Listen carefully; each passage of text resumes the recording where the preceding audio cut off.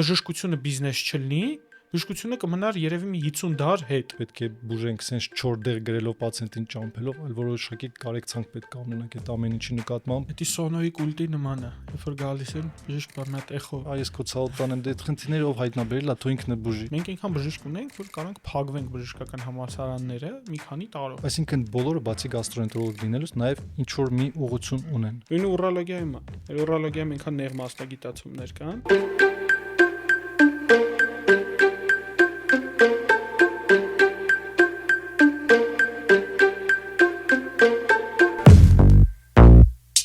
Ողջույն, բարի առավոտ, բարի շաբաթ առավոտ իմ սիրելի հեռուստադիտող։ Այսօր մենք նամակ ունենք հեռավոր գյուղ London Tower-ից, այստեղ մեզ գրել են. Սիրելի Դավիթ, ինչու հյուր չեք հրավիրում գաստրոկլինիկի ղեկավար Երանիկ Համբարձումյանին։ Փակենք նամակը, դնենք, բարև ձեզ Երանիկ։ Բարև Դավիթ ջան։ Սենց չէր ուզում գաստրոկլինիկ։ Երկար չեք մտածել անունը։ Вообще շատ հեշտ էր։ Հա։ Մեծ ֆանտազիա պետք չէր դրա համար։ Բայց ինձ գիտես ինչը կայֆ տվեց գաստրոկլինիկի, որ ես առաջի անգամ իմացա, որ դուք բացվել եք երրորդ մասում։ Լուրջ ամեն ինչը Երևանում կամ կենտրոնը կամ Զեյթուն կամ բան Կոմիտաս ու ես էլ որպես երրորդ մասի մեծ սիրահար Երևանի եմ մեծացել մանկությանս կեսնի երրորդ մասը անցել հասկանում ես որ ախպեր խի էլի հա ու որ երրորդ մասում բացվել է մասնավոր լավ կլինիկա Իրականում այդ կլինիկայի ֆորմատը հեչ կապ չունի տարածքի հետ եւ իր այսինքն իր գործը առանձնապես կախված չի տարածաշրջանի հետ մեր պացիենտների մեծ մասը հեչ կապ չունեն երրորդ մասի հետ մենք պացիենտների 50%-ը ստատիստիկայով 50%-ը հայ չեն արտասահմանից են այսինքն ինքը ոչ միայն Հայաստանի տարբեր վայրերից են գալիս Երևանի տարբեր վայրերից, այլ նաև արտասահմանից։ Դրա համար հեչ տարբերություն չկա այն Կիպրոսից եկած մարդու համար դա երրորդ մասա թե կենտրոնը ինքը չգիտի։ Կա պարկինգը։ Պարկինգը որը ձեր մոտ կա։ Այդ շատ կարևոր հարց է։ Իսկ ո՞նց եկավ այն միտքը դու Ղարաբաղից երբ ես վերադարձել Հայաստան։ 20 թվականին ես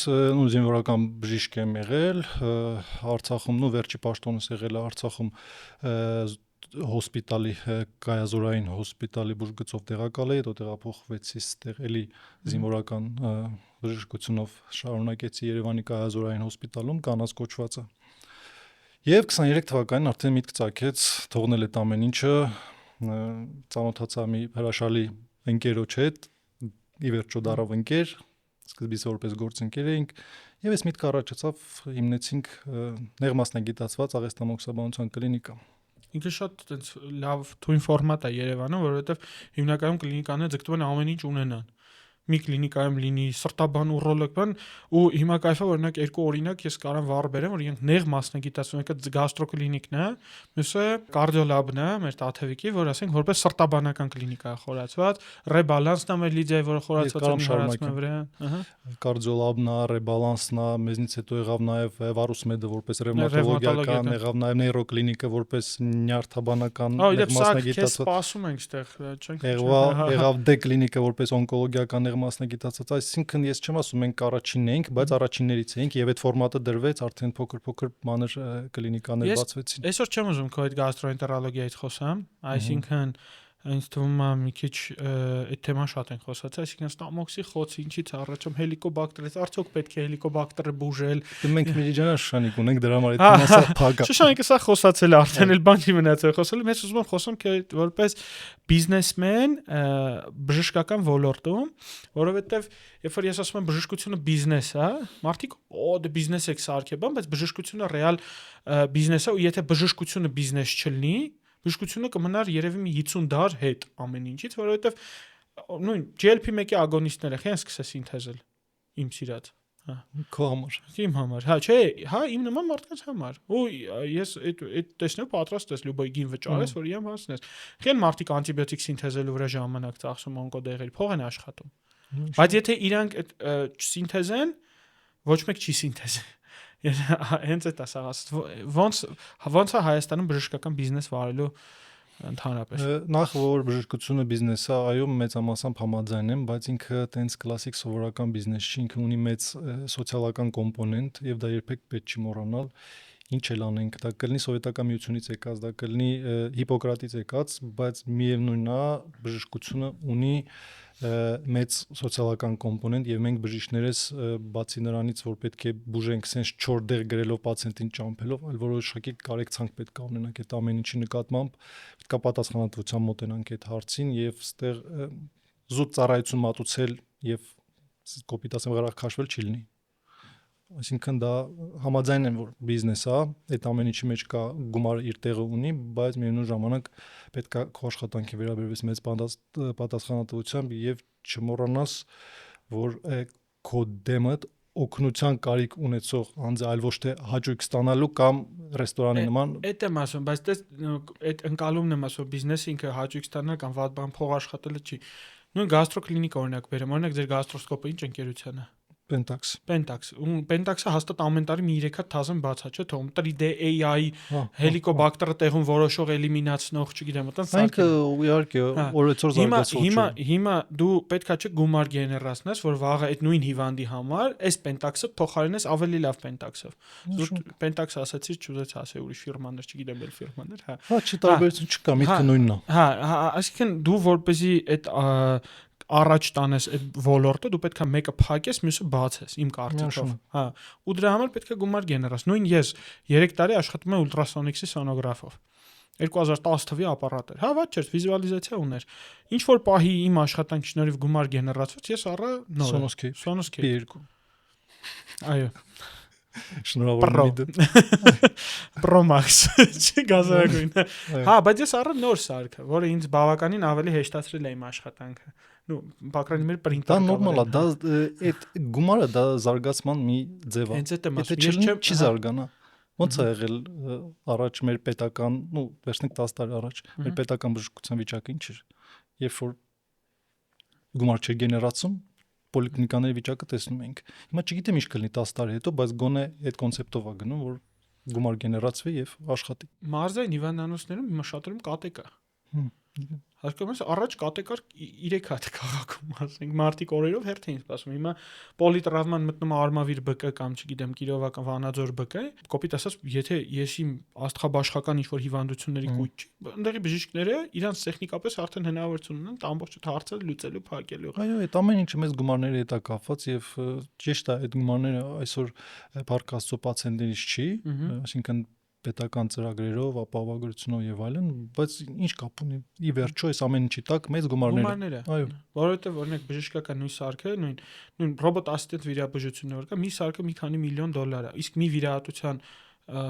ինքնարժեքը կարող մինչև, չգիտեմ, $7,000, այսինքն այն ինչ որ ծախսվում է վիրահատության ընթացքում ինքը լինի։ Ու հենց դա է շատ կարևորը։ Գաստրոկլինիկի տեսլականը որպես բիզնես մոդել իրանը որն է։ Սոցիալական կոմպոնենտը ես գիտեմ որ դու լավ ես պահում, ես քո հետ ընդհանուր շատ հիվանդներ ունեմ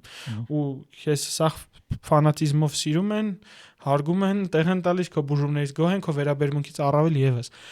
Որպես բիզնես մոդել դու որտեղ ես տեսնում գաստրոկլինիկը հետո ինչ ուր եք գնում դեպի երկրորդ գաստրոկլինիկ, մեծ գաստրոկլինիկին հարգանի, երկրորդ չէ, տենց իրականում տրամաբանորեն չի մենք ունենանք երկրորդը, մենք պետք է ունենանք մեկը, բայց մեծ ինչու՞ չէ նաև ժամանակի ընթացքում ստացիոնար կոմպոնենտով, բայց այսօր մեր գաստրոենտերոլոգիական պացիենտների շատ քիչ մասը ստացիոնարի կարիք ունի, եթե ռեալ վերցնենք։ Ճիշտ է, այսօր գաստրոենտերոլոգիական բաժանմունք կա, որտեղ չկա պարկելու, բայց ինչպես ասում եմ իմ սիրելի բժիշկներից Մանասյան Հայկը, ասում իմ սիրելի եւս։ Հա, ուղիղ եթերների ժամանակ խիք պարկացնում է Թևանը, որն է ձեր պարկացնելու, ասենք գաստրիտով հիվանդին պարկացնում են կամ չգիտեմ խոլեցիստիտի ոչ սուր, ասենք ինչ-որ փուլերում պարկացնում են, իմաստը որն է։ Համաձայն եմ, դրա համար ստացիոնարի անհրաժեշտություն գուցե լինի, բայց ոչ հիմա։ Իսկ ծառայությունների առումով այսօր մենք ճիշտ է միակ աղեստամոքսաբանական կլինիկան ենք Հայաստանում, բայց լիքը աճելու տեղ կա, լիքը պրոցեսները ավելի հստակ կազմակերպելու եւ ավելի լայն շրջանակների հասանելի ծառայություն մատուցելու նպատակներ կա։ Հետո ըստ արդարության կոմպոնենտը կա, երբ որ ամեն երկրորդ հիվանդին գաստրոսկոպիա չի արվում, չնայած ես դեռ մի քիչ կողմնակիցն եմ, որովհետեւ գաստրոկոլոնոսկոպիան դա մի հատ հիվանդությունների կույտ կարաս հայտնաբերես, թեկուզ քնած հիվանդությունների, որոնք քեզ կարան հետագայում փրկեն, բառից բուն իմաստով, նույն հաստաղեկի քաղցկեղի լավագույն սկրինինգն է ինձ թվում, ոնց է տարանջատում այդ արդարության կոմպոնենտը, որ հիվանդը հավատա, որ այս հետազոտությունը անիմաստ չէ, այս գաստրոսկոպիան Երանիկը չգրեց, որ գումար աշխատի։ Ամենահեշտ եւ անաչառ ձևը դա կլինիկական ուղեցույցերին հետևելն է, եւ եթե չկա տագնապային գանգատներ պացիենտի կողմից, այսինքն ինչ որ կլասիկ դիսպեպտիկ համախտանիշ է երիտասարդ պացիենտի մոտ, ապա քննարկում ես պացիենտի հետ, ասում ես, որ միջազգային ուղեցույցը տված է, որ այս ժամանակ կարանք չանենք գաստրոսկոպիա, եւ ես խորհուրդ եմ տալիս չանենք։ Եթե դուք շատ եք ուզում, պաժալստա, այդ տարբերակը միշտ կա, այդ պարտադիր պետք է հնչի, բայց իրականում կարող ենք փորձել։ Եթե չստացվի, էլի հարց չկա։ Դա սոնոյի կուլտի նման է, երբ որ գալիս են, բժիշկ բա մի հատ էխո, ասում են, ցույցում չկա էխո էլի, ասենք, ինձ ամենալավն է, պարկասնեմ տապչանի վրա, էխոն անեմ, համոզված լինելով, որ դա նորմա է, գրեմ նորմայի պատասխանը երկարը չի գրվում, անազգանուն պետքա փոխվի, տպագրվի նկարակցվի, ամենահեշտ բանը, ուտեղ ասենք եւս 15 կամ 20000 դրամ գումար աշխատեմ, բայց մարդուն բացատրում ասում ցույցում չունես դու։ Այսինքն քո տարիքը, քո գանգատները, քո անամնեզը չի բերում նրան, որ մենք պետք է քեզ սոնոգրաֆիկ հետազոտություն անցկացնենք։ Բայց դրա հակառակ կողմն էլ կա։ Ես ունեցել եմ պացիենտ, էլի նման դեպքերում, նման դեպք կա եղել, ինձ առանձնապես հետազոտությունների անհրաժեշտություն չի եղել, չեն կարել այդ հետազոտությունը, հետո ինքը գնացել է ստամոքսաղեքային տրակտի լրիվ ռենտգեն է անցել, դա ասեմ, որ շատ անկապ հետազոտություն է, եթե մենք չենք գնահատում կերակրափոխի գրի ժամանակ դեպքերում շատ քիչ ինֆորմատիվ հետազոտություն։ Եվ աշխարհի տակի խնդիրները գրած էր։ Չգիտեմ, ստամոքսը իջած է, երիկան բարձրացած է, էս այն ու այս պացիենտը մոնատ զունաթով բա դուքի մոտ չեք հայտնաբերել այս խնդիրները, այս քո ցավոտան եմ, դե այդ խնդիրները ով հայտնաբերել է, թո ինքն է բուժի։ Ասում է, չէ, ուղարկել են նորից ձեր մոտ։ Ասում ես նա չեմ կարել։ Այդ ինձ ինչին անում է, որ գալիս ասում են պրոստատիս վրա կալցինատ կա, ասում ջանդամ թե չկա, ասում եմ տենամ մեծացել, ասում ծնունդն է ինչն ասում շնորհավոր։ Կալցինատը էլի ասում թողել էլի իր համար։ Ու հենց այդ այլ իսկ մարդիկ կան, ասենք ռեալ ես հիվանդներ ունեմ, ցավոք սրտի կա մեր երկրում են, Ռուսաստանն անշատ, որ ամեն տարի իրան գնում են կալցինատի չափ որոշելու։ Գնում են տեսնեն պրոստատի կալցինատ, ինչքան ինքը կլինիկական նշանակություն չունեցող արտեֆակտ է։ Այդ գիտես ինչներ մի անգամ ստատուս է գրել Facebook-ում 5 տարի առաջ, որ ժամանակ ինձ շատ չէին ճանաչում, դուս բազմաթիվ լայքեր բան գրել էի, բա մարդ սոնոգրաֆիստ չլներ գրել լյարդի դիֆուզ փոփոխություն։ Հա, կրակի մեջ։ Այո, իվանդին քսեր կրակի լյարդի դիֆուզ փոփոխություն, ջանամ լյարդի դիֆուզ։ Այդ նույն մակերեսային գաստրիտն է, էլի։ Հա, ինչ։ Նույն մակերեսային գաստրիտն է։ Հեմորխոզի կլինիկա կա, օրինակ, այտենց ոչ մեկին չվատաբանելով ասեն, որ ընդ նորմալ երբեք չի լինում։ Միշտ մինիմում մակերեսային գաստրիտ կա։ Իդեպ էս վերջում մի հատ հետաքրքիր դեպք եղավ, պացիենտ էր, հայ չէր, իդեպ չգիտեմ ինչ է դա կապված, բայց ռուս ազգի կամ ընդհանրապես սլավոնական ազգի երիտասարդ պացիենտների մոտ մի քիչ տագնապայնություն շատ է։ Իրենք շատ խիստ իրանց երկրում հիմա արյունալի պատերազմը զուտ կարող է դրան հետ կապված լինել։ Իրանք դե չեն, պրոստը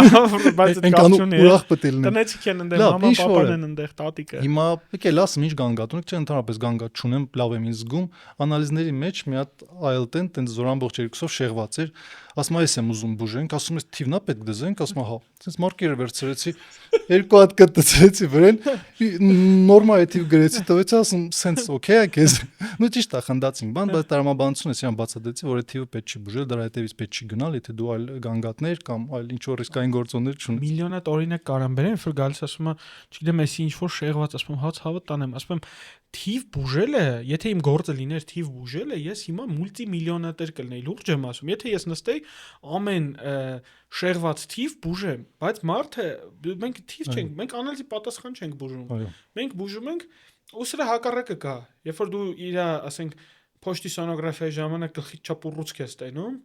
հա ու արդեն քո մոտ պանիկա է սկսում, որ դու հեսա փիխոսած հայտնես, հա ինքը կարող է այդ չի կարող, մի հատ ես անցյալ ամիս Արյան օփշի էի տվել, դե ոչի մոտ չէր երևում,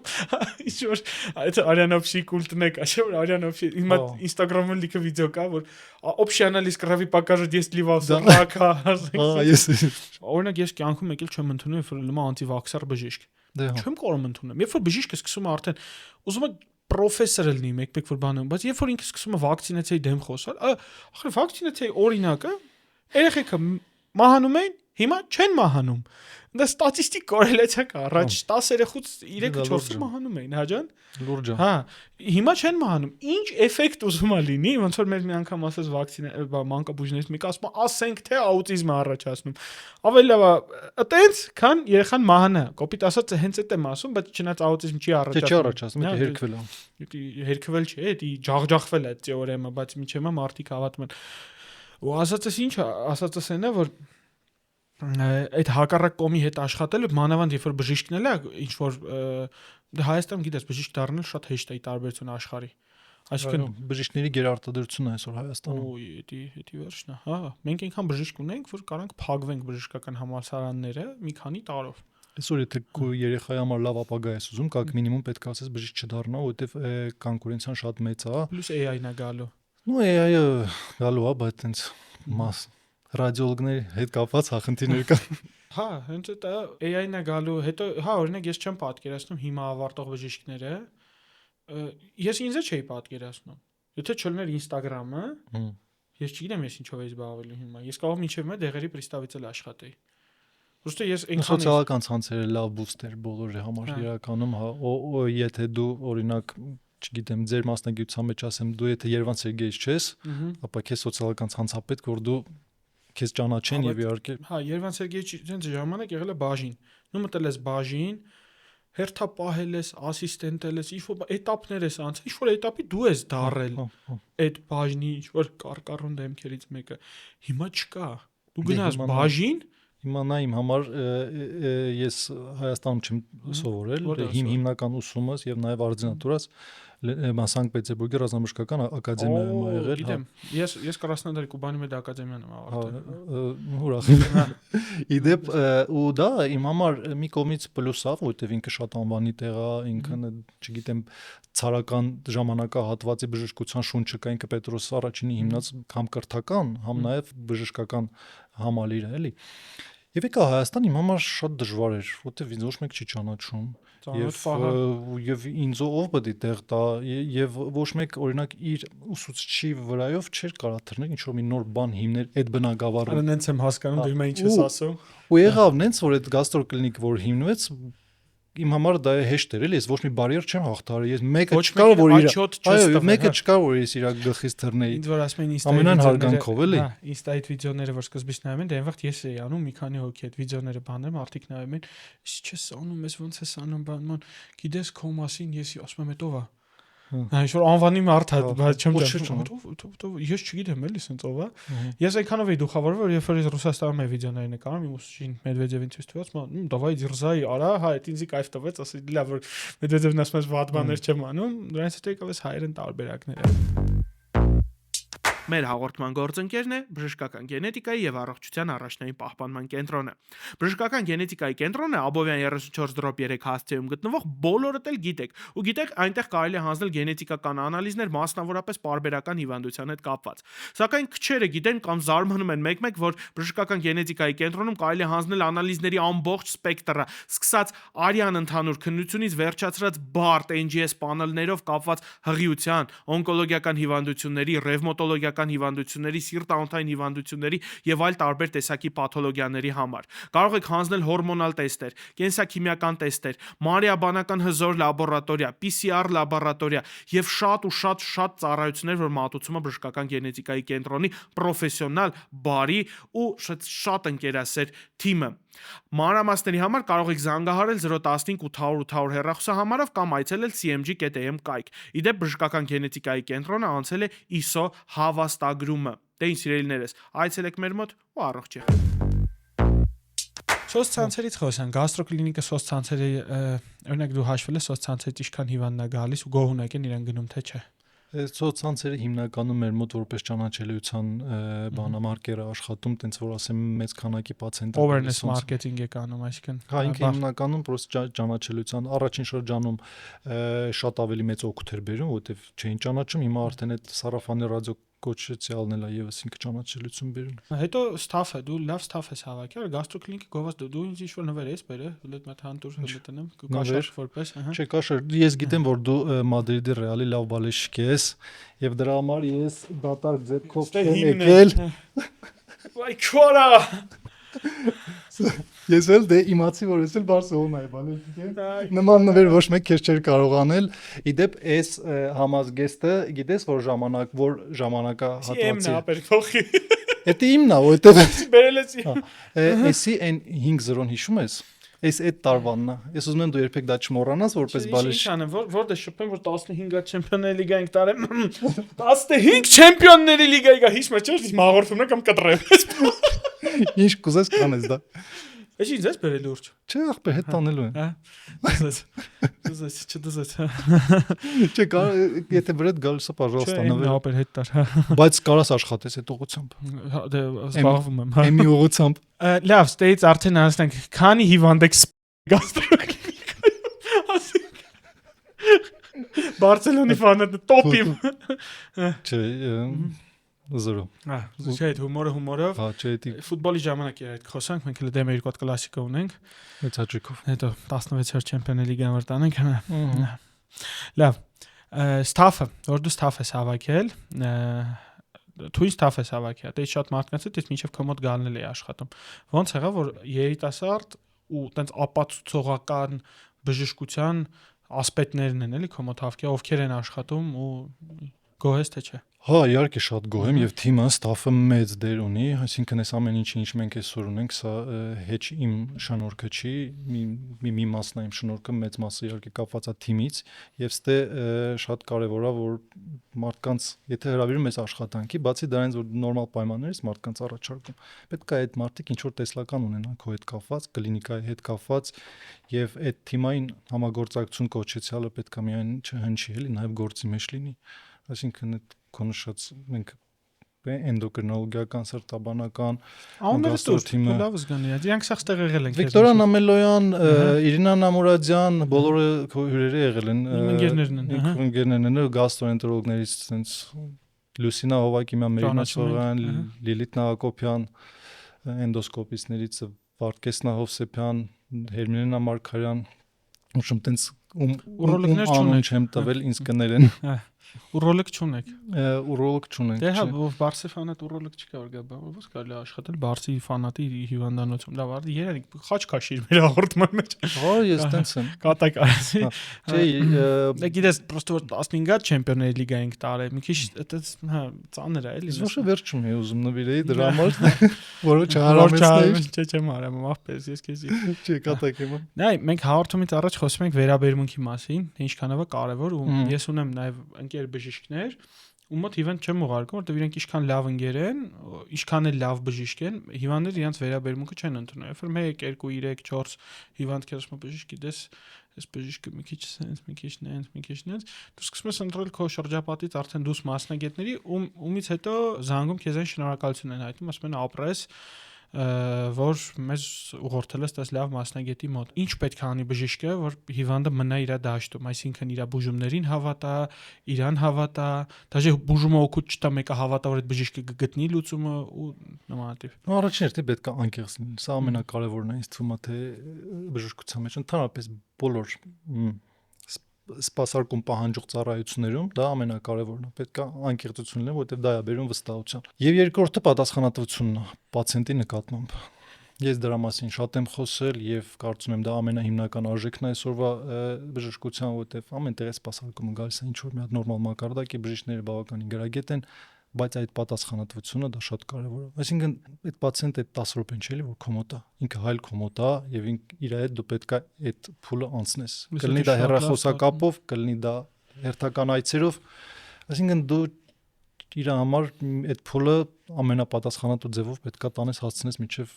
նորմալ ու մաքսիմալ անկեղծ լինես, օրինակ վիրահատարան բարդություն ես տվել,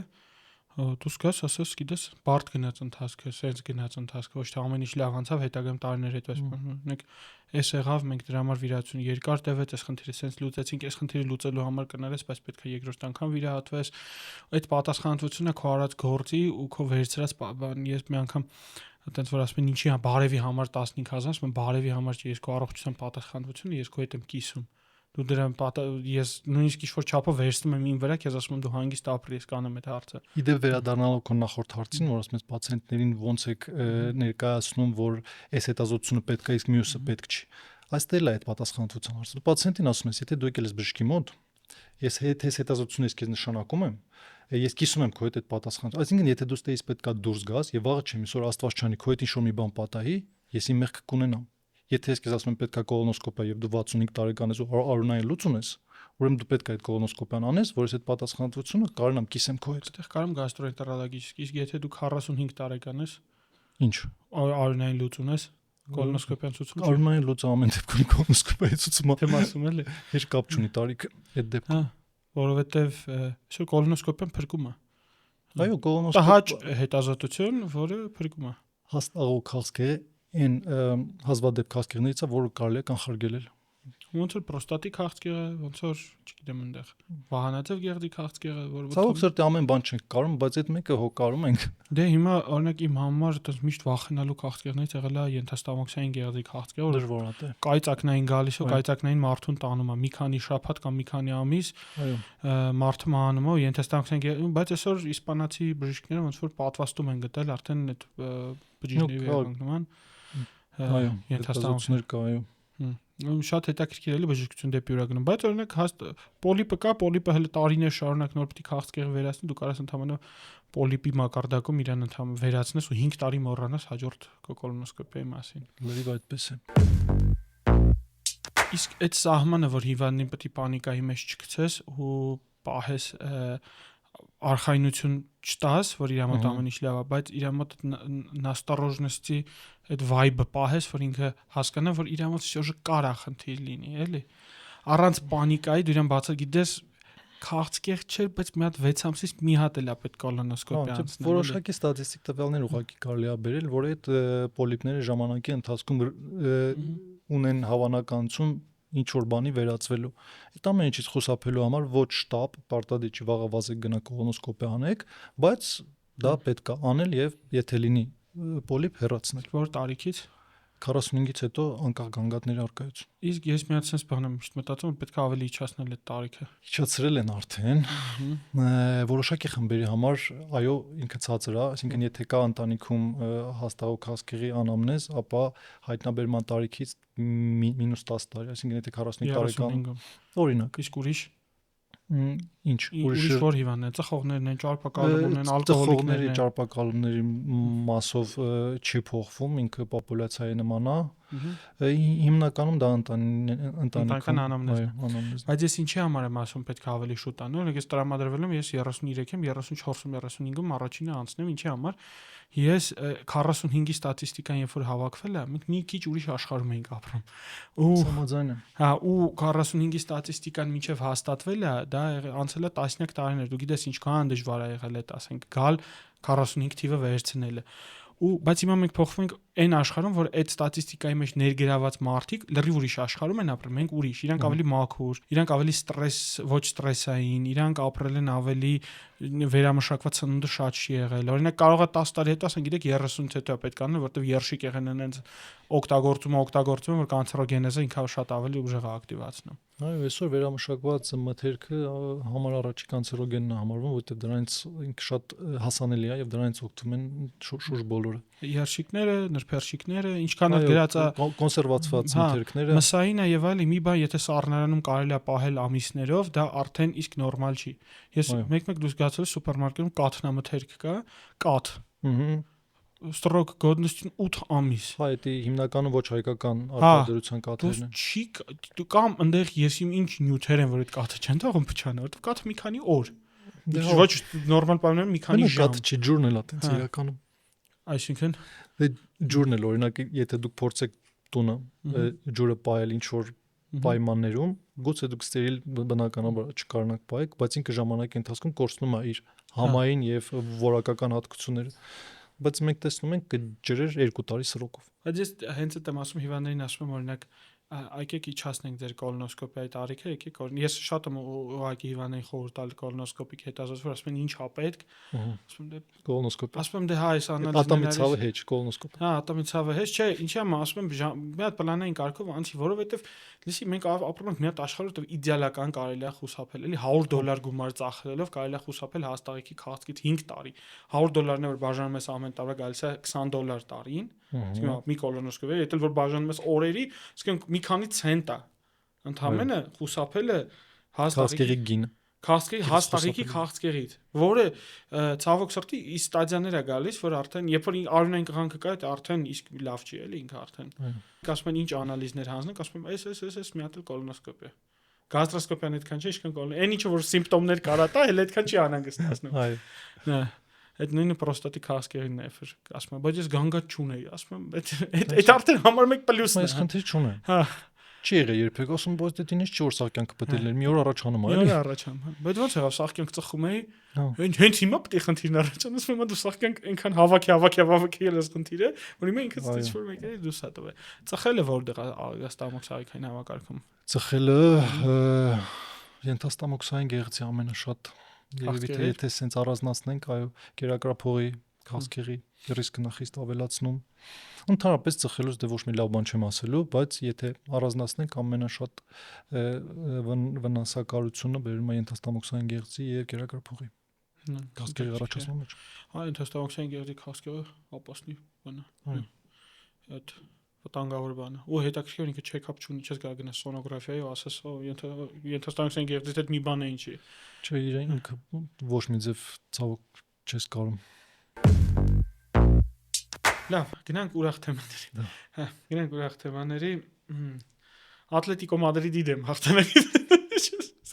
Հա, դու Ղարաբաղում աշխատելու տարին գաստրոենտերոլոգիաս որպես աշխատել, թե հենց ռազմաբժիշկ։ Չէ, ես զինվորական բժիշկ եմ աշխատել որպես։ Ինչն էր դժվար, ինչն է տարբերությունը Ղարաբաղում բժիշկ լինելու ու Երևանում աշխատելու։ Եթե զինվորական բժշկությունը ընդհանուր համեմատենք, զինվորական բժշկությունը որոշակի առանձնահատկություն ունի, ունի հիմնականում աշխատում ես երիտասարդ օրգանիզմների հետ, որոնք որ հիմնականում լուրջ առողջական խնդիրներ չունեն, բայց միևնույն ժամանակ հոսպիտալ պարկեն։ Ուզում են պարկեն, բայց եթե հիվանդանում են, ապա դա հիմնականում լուրջ հիվանդություններ, այսինքն մինիմում թոքաբորբա, էլի լուրջ հիվանդություններ էս չհաշված են ամենօրյա հարբուխները եւ այլն, բայց այնտեղ առանձնահատկություն հենց այդ թոքաբորբերի մենք ունենք հատուկ միջոցառում կոչվում է տարեկան ֆլորոգրաֆիա ողջ զորքին թոք ենք նկարում այսինքն 2200 հոգու կարող է 3 օրում բդի անես հրամանա ով էր այդքանը վերլուծում այդ նկարները Էդի հետո վերլուծում էին այսինքն դե ֆլորոգրաֆիա ինչա նկարը կա պարտադիչելի բժիշկ կտելնի կենտրոնական հոսպիտալում սովորաբար Ստեփանակերտ վերլուծում էին ու մի շաբաթից հետո դու իմանում ես որ այդ զորքի կեսը թոքաբորբա բայց իրանք երջանիկ ապրում են էլի իրանց համար դեն շուր խնդիր կա դու գնալ դու արիստեր դու արիանց Այսպիսի որոշակի առանձնահատկություններ կան ու բացի դրանից իհարկե ինքը մարտական այսինքն սահմանապահող զորամասեր եմ ես ծառայել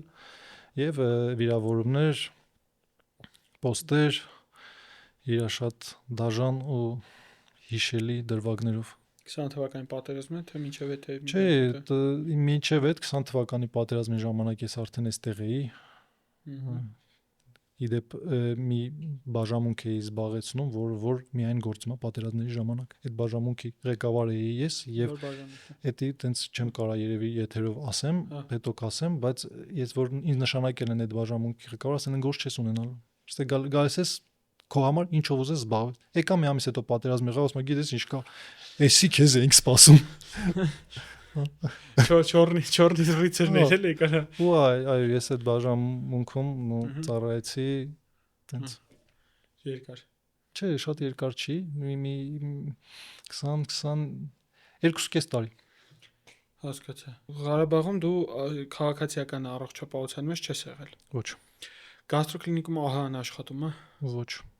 Ձեր կտա աշխատի թե չէ, դու բիզնես դու հաշվարկած կլնես։ Ես քո ստատուսների։ Ես որպես աշխատող բժիշկ, որպես հիվանդանոցում աշխատող բժիշկ, վատ չի։ Նայ, ասեմ ոնց է, էլի ձեր տալը։ Ամեն ինչ կախված է ընտրությունից։ Ցանկացած բիզնես պրոյեկտ, ցանկացած բժշկական կենտրոն, որ բացվում է, ինքը ընտրություն ունի կատարելու։ Այսինքն կամ դու պետք է մատուցես ինչ-որ պրեմիում ծառայություններ սահմանափակ քանակի անձանց համար, կամ բոլորի համար մատուցես եւ շատ ավելի էժան։ Հիմա ես բոլորի համար պատրաստ չեմ մատուցել, որովհետեւ այդ հերթերը, այդ դժգոհությունները եւ այլն, ես դա չեմ կարող ընդունել։ Ավելի լավ է 10 հոգու նայեմ, բայց լավ նայեմ, քեֆս գա իմ գործից։ Եվ ընտրել եմ այդ ճանապարհը։ Մենք չենք ուզում աշխարհի բոլոր պացիենտները մերը լինեն։ Կան լիքը բժշկական կենտրոններ եւ կարող են սպասարկել։ Մենք ուզում ենք պացիենտին կարողանանք տրամադրել մինիմում 45 րոպե ժամանակ։ Մինիմում։ Եվ դրա համար չի կարա լինի էլի, ահա գոնե այս կարգավորումներով մենք ուղղակի չենք կարող նման որակի ծառայություն մատուցել ապահովագրության շրջանակներում։ Այսինքն քո պարագայում ինքը կամ որակը տուժելու է կամ դասվել է բան։ Ես որպես վիրաբույժ վիրահատող մեր հիվանդանոցը մեր տոկոսներին ձեռք չտվեց, մեր վճարման համակարգը մինիմալի չիջացրեց էլ պահեց այնպես։ Հա, մեր հիվանդների հոսքը շատ է ու որակը ապահովում է արդեն մեր հաշվին, այսինքն գիշերը 8-ին, 9-ին վիրահատությունների եւ այլն դրա հաշվին է պահպանվում, բայց ես գոհ եմ ինչից, այն մարդիկ, ովքեր ունեն մեր կարիքը, հիմա կարողանում են օգտվել, այսինքն ով որ պապիներ են, գիտես ինչքան մարդ ա եղել, որ հետ եմ զանգի, ասում եմ դուք ձեր վիրահատությունը այս չի, ասում եմ գիտեք որ ահայով կարանք արդեն ձեզ վիրահատենք, եկեք։ Միանշանակ սա փրկություն է, սա ընտիր այդ պապին կսպասի մի 15 օր մինչև իր վիրահատության ժամը գա, այդ օրն էլ մի քիչ կսպասի պալատում 4 հոգով էլ կպարկեն, բայց օրինակ տուրը կանեք ինքը ազատ միզարձակմով տուն կգնա։ Պետք է ես միայն դրական եմ տրամադրված եւ իմ կարծիքով ինքը գնալով ավելի արդիականացվելու եւ չի բացառում որ ժամանակ գա մենք էլ դրանից օգտվենք որպես բժշկական կենտրոն էլի չի բացառվում, որտեվ ես կարծում եմ որ օրեցօր այդ մոդելը սկսելու է ավելի բարենպաստ աշխատել թե բժիշկների համար թե պացիենտների։ Դու նշեցիր, որ 3-4 գաստրոենտերոլոգ կա կլինիկայում աշխատող, 6 գաստրոենտերոլոգ կա։ Ինչ պրինցիպով եք հասկանում, որ հիվանդը ում մոտ է բուժվում։ Իրանք ավելի նեղ մասնագիտացում ունեն, թե օրինակ հերթի պրինցիպն է, օրինակ Ռուսաստանում դու դա հաստատ գիտես, չչաստվայա օչերիդ էլի, հասկացա։ Նայ, համ նեղ մասնագիտացված պահով ենք կարողանում կլասիֆիկացիա անենք, համ օրերիա բաժանած, շաբաթքանի օրա, 6 օր 6 բժիշկ։ Այստեղ շատ մեծ ֆանտազիա պետք չէր, ամեն օր օրինակ մեկը աշխատում, բայց օրինակ կա օրեր, որ այդ մի կողմից, հա։ Եվ ունեն գաստրոենտերոլոգ, նուտրիցիոլոգ, ունեն գաստրոենտերոլոգ լիարդաբան, ունեն գաստրոենտերոլոգ էնդոսկոպիստ, ունեն գաստրոենտերոլոգ թերապևտ, այսինքն բոլորը բացի գաստրոենտերոլոգ լինելուց նաև ինչ որ մի ուղղություն ունեն։ Քանի որ մենք մասնագիտացված կենտրոն ենք, մենք կարող ենք նման շռայլություն մեզ թույլ տալ, այսինքն բացի նրանից որ գաստրոենտերոլոգիան արդեն իսկ նեղ մասնագիտացած է, մի քիչ ենք նեղացնում։ Դե դա կարևոր բան է։ Այո։ Նույնը ուրոլոգիայում է։ Ուրոլոգիայում այնքան նեղ մասնագիտացումներ կան, ու ինքը այնքան լայն է, որ այդ նեղ մասնագիտացումը մեկ ուրիշ բժիշկ, օրինակ ես անդրոլոգիայով եմ զբաղվում, ուրոլոգիայում, որը խորացած է անդրոլոգիայի մեջ, ու անդրոլոգիայի մեջ այդպես մասնագիտություն կարա հավասար մի հատ ուրիշ բժշկական մասնագիտության հետ ուրոլոգիայի ճյուղ լինելով հանգիստ բան արվի։ Օրինակ ես որ սովորում էի Սանկտ Պետերբուրգ, մենք ունեինք կաֆեդրայի կլինիկա տրավմատոլոգիի, դե տրավմատոլոգիան ճյուղա, որ զբաղվում է բոլոր տրավմաներով, ու մի հատ ցենց առանձին շենք կար, տրավմատոլոգիա կիսցի։ Հա 4 արկանի շենքեր մենակ կիս ու տես հասկացա որ ես ամեն փոքր օրգանով կարելի է ինչ որ մի մեծ գործ անել օրինակ մեր մոտ է կար ցենտր գրուդնոյի խիրուրգիի ՑԳԽ առանձին մի հատ տեղ էր որտեղ առանձին ռեանիմացիա առանձին վիրահատական որտեղ զբաղվում են մեր կրծքային վիրաբուժությամբ ու Ռուսաստանում ամառաչատարների սրտի տրանսպլանտացիաներով այդտեղ էլի դու հասկանում ես sense հնչում է չէ խի առանձին ցենտր գրուդնոյի խիրուրգիի հետո դու հասկանում ես ցենտր գրուդնոյի խիրուրգին ամեն օր մի սիրտ է փող պատվաստում էլի հա Դա շատ կարևոր է ու ժամանակին եթե sense մտածենք չկար գաստրոենտերոլոգիա, ռևմատոլոգիա, կար թերապիա։ Հիմա գնալով համբժշկությունն է զարգանում, հա պրոֆիլներն են։ Իհարկե սա մի կողմից էլ ոնց որ մինուս է համարվում, որտեղ բժիշկը համարում է որ շատ է նեղ մասնագիտացում եւ կողի խնդիրներից, բայց ես լրիվ այդպես բան չկա, համաձայն եմ, եթե բժիշկը կրթություն է ստացել ինքը այդ բազային կրթությունը եթե կա, ավելի լավ է ինքը հիմա այն ոչ մեկին չվատաբանելով ասեմ, այդ կլասիկ թերապևտը որ վերցնես եւ վերցնես գաստրոենտերոլոգ, բնականաբար այն կլասիկ թերապևտը նույն խորությամբ գաստրոենտերոլոգիա չի թերապևտում։ Ասեմ ավելի նույն խորությամբ ոչի բանի չի թերապևտում։ Ինքը ունի բայց ինքը ունիվերսալ է։ Այսինքն դա այն ընտանեկան բժշկի կոնցեպտն է, որ աշխարհում դրված է եւ պետք է աշխատի։ Հենց այդ եմ ասում, օրինակի համար նույն կոմոդ եկած հիվանդին դու կարաս կլինիկական ախտորոշում դնես գաստրոենտերոլոգիական, բայց որ եկավ ասես այստեղս ցավում է երկու հատ սխմեցիր ողնաշերին, կհասկանաս որ մարդու նյարդաբան է պետք։ Այսօր մի հիվանդ եկել է, ասում ամբողջից ցավում է։ Ասում է ու նստելուց գում եմ, սենց հա նստում։ Ես այդտեղ բան չեմ էլի ասենք որ ասեմ հետո 1-2 հետազոտում մի հատ սոնոգրաֆիա մի հատ զրույց մի հատ բան ու դու հասկանում ես իրացավ դու ոտին է խփում իրացավ հետա գնում թիակ ինքը պրոստը ամորդին է ցավացած էլ գնամ ուրոլոգի մոտ MRT-ն պարզես մեծ 8 մմ-անոց մի հատ ողնաշարի գրիժա է որ հա այդ եմ ասում կամ դու նույն օրինակի համար շատ հետաքրքիր кейս ունեի հիվանդեր ով ուներ էրեկտիլ դիսֆունկցիա մենակ պարկած վիճակում երբ որ պարտները վերևից է գաստրոէսոֆագեալ ռեֆլյուքս ուներ Ռեֆլուքսի ժամանակ Դե շատ եմ լսել այդ պատմությունը, տարբեր բաներում պատմել ես։ Հա, ռեֆլուքսի ժամանակ դիսկոմֆորտ է առաջանում իր մոտ։ Ու ինքը պարզապես էրեկցիան գնում կորում է, իր խնդիրը ընդհանրապես ուրալոգի հետ կապ չունի։ Ինքը պետք է գնար այդ ռեֆլուքսը բուժեր ու վերջացավ այդ խնդիրը։ Այդ շատ հետաքրքիր кейսեր կան։ 3 գիրք դու նայում ես մեր ոդկասթը պատրաստած եք լս 3 գիրք որ խորհուրդ կտաս կարդան մեր դիտողները։ Դե Մաստերի Մարգարիտա չեմ ասելու, բայց նայում այստեղն։ Բայց Բուլգակովից կուզենամ բանը Զապիսկի Յունովը վրաչա։ Ես ինձ շատ է դուր եկել էլի կհիշատակեմ իմ ալմա մատերը որտեղ սովորել եմ այդ ցարական բժշկության շունչը միշտ կարնդե եւ Ստալինը դա թողել է նայից ներկայացում որպես Բուլգակովի երկու ներկայացումա թողել Բելագվարդիան ու Զապիսկի Առավել եւս որ ես հետո գնացի սահմանային զորամասում ծառայեցի լրիվ այդ շունչն էր էլի որ դե պետք է ինչ որ մի բան անես բոլորի հույսը դու ես տենց երկրորդը մի քիչ ավելի ծանր երևի կասեմ Сказать жизни да Վիկտոր Ֆրանկլի հա շատ հզոր է ես այդ գիրքը շատ շուտ էի կարդացել բայց նաև մի անգամ կարդացել եմ բլոկադայի ժամանակ երբ որ Արցախում բլոկադա էր եւ ոնց որ այդ ամեն ինչը վերապրես ինքը շատ հզոր գիրք է ինքը ոգու հզորության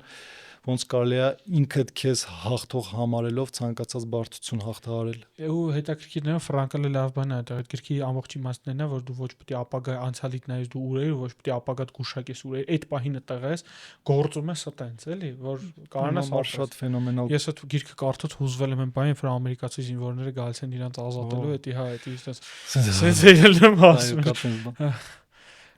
եւ երրորդը երևի տենց ինչ որ պրակտիկ արդեն որպես բիզնեսմեն ասեմ, գործարար ասեմ, Ջեյմս Կլերի Atomic Habits-ը, ատոմային սովորությունը ինքը տենց ձեռի տակ ունենալու գիրք է, որ ուղղակի կյանքի ինչ որ մի փուլում լավն է։ Ես non-fiction գրականություն չեմ սիրում, ես գեղարվեստական սիրահար եմ շատ, բայց էլի լավ փոխում։ Դե ինչ սիրելիներս գաստրոենտերոլոգիական խնդիրներ ունենալուց հետո շատ հեշտ կարող եք գտնել գաստրոկլինիկը, զանգահարել այնտեղ ու ոնց հասկացա 6 բժշկից որևէ մեկի 6 всадников գաստրոենտերոլոգի գրանցվել մոտենալ լուծել ձեր բոլոր խնդիրները ինչ որ կա գաստրոկլինիկում միանշանակ խորհուրդ եմ տալիս սա անձնական փորձառությունից հարազատների փորձառությունից ելնելով իմ ախպերներ եկեք կոմոդ չերել ասել կոմոդ ագալի լսելով եկել ասում տնաշեն ասել զանգ էի գոնե Զատո ինքը ասել որ քո ախպեր Այդ մեկը հասցրեց ասի չերել ասել էլի հա ու ոնց բացատրեմ այդ անձնական փորձառությունը թե պացիենտների փորձառությունը թե այն որ կարողանում ես քո հետ հեշտ կապվել այդ ամեն ինչի համար հանգիստ կարող եմ ասել դիմեք գաստրոկլինիկ եթե ուզում եք լավ որակով բժշկական օգնություն ստանալ Իրանք ջան մերսի որ հյուրընկալեցիր մեզ շնորհակալ եմ հրավերի համար Իսկ դուք շաբաթ առավոտը եթե այս ոդկասթը նայեցիք ասիք դե դելևն չաղի ինչա խոսում ես էլ կարամ ոդկաստ անեմ չնես 20 կիլոնի հարել եմ արդեն դու էլ կարաս ոդկաստ անես սիրելիս ուղղակի դրա համար պետք է գա Spin Ideas Agency-ին ու ասես ժողովուրդ մի հատ որ դե կարանք ստե ոդկաստ նկարել 30 տաղավարներից որևէ մեկում կգտնես քեզ համապատասխանը առողջ եղեք